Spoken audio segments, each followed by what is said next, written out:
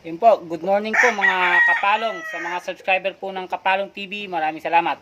Ah, Bale, yung una po nating vlog, yung training po natin sa manok. Siyempre po, marami pong mga nagbas sa atin kasi po hard training po yung manok eh.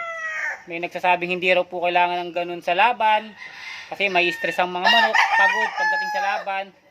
Pero siyempre po, kasama po talaga yun sa pagbablog. Meron pong mga taong hindi po talaga magugustuhan yung ginagawa mo. Meron kasi silang kanya-kanyang paniniwala. Kaya nga po lagi ko sinasabi, hindi mo po dapat gayahin kung ano yung nakikita mo. Yung sa amin naman po ay sinishare lang po namin. Kung gagayahin mo, okay. Kung hindi, okay din. So, bale nga po, natapos na po yung training natin nung 21 days. Nailaban na po siya natin nung isang araw. Bale yung apat na tiniraining po natin, tatlo po ang panalo, isa po ang talo. No, makikita nyo po yun doon sa may aking Facebook page na BMW Game Farm.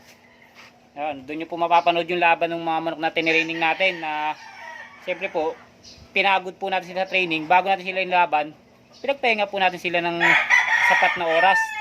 Tsaka pinapakain po natin sila ng masasarap. Bali, sa susunod na video po, ipapakita po natin kung ano po yung food mixture natin. Kung ano po yung mga pinapakain natin sa manok na kinukondisyon natin na pinapasok sa hard training. Kasi nga po may nagtanong po doon na baka raw po masyadong stress ang manok.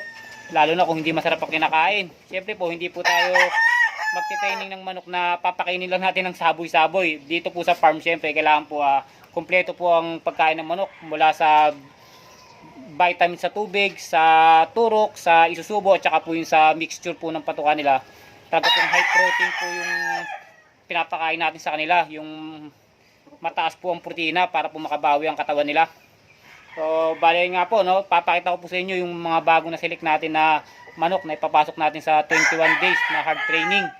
Tapos yung sa susunod na video naman po, yung video naman po ng mixture ng ating pagkain.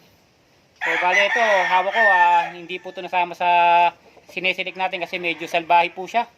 So, hindi po ako nagpapasok ng manok na medyo salbahe sa training kasi mahirap po at lagi mo nga hawakan ng manok sa training, araw-araw ka rin niya kung kakagatin. Kaya hindi bagsak po siya. Ayan, kita nyo naman, tapang. O kaya siguro baka i-out na lang to, baka ibenta ko lang to rito sa farm. Siguro kung may magkakagusto rito, pwede nyo akong i-message dito sa channel ko o kaya sa Facebook page ko. Ayan, medyo salbahe lang po siya. Ayan, nanunuka po siya. So ayan nga po, papakita ko po sa inyo yung mga manok na select natin na ipapasok natin sa laban para sa Silang Coliseum at sa Binyan Cockpit. Palong, ito nga po pala yung bagong batch ng ipapasok natin sa hard training natin sa conditioning. Ayan, bali ang schedule po nito sa Binyan Coliseum po at saka sa Silang Cockpit.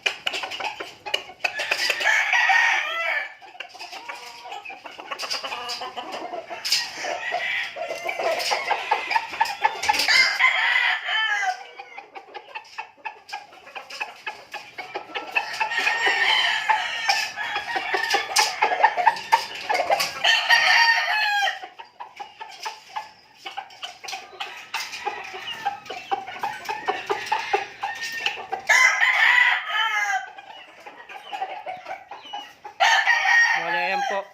Pag naghahanda po tayo para sa 2 hits, lagi po tayo may reserbang isa para po kung magkakaproblemang isa, meron ho tayong pamalit. Ito naman po yung una nating pinasok sa training na nilaban po natin sa silang. Ayan, magaling na po siya. Ayan po sugat niya, yung sa kanang paa.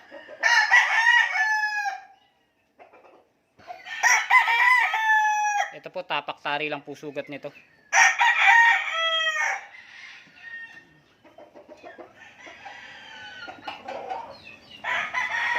Ito po sugat po niya. Ayan, pakpak po at saka kanang paa. Bali, 4 po yan nilaban natin.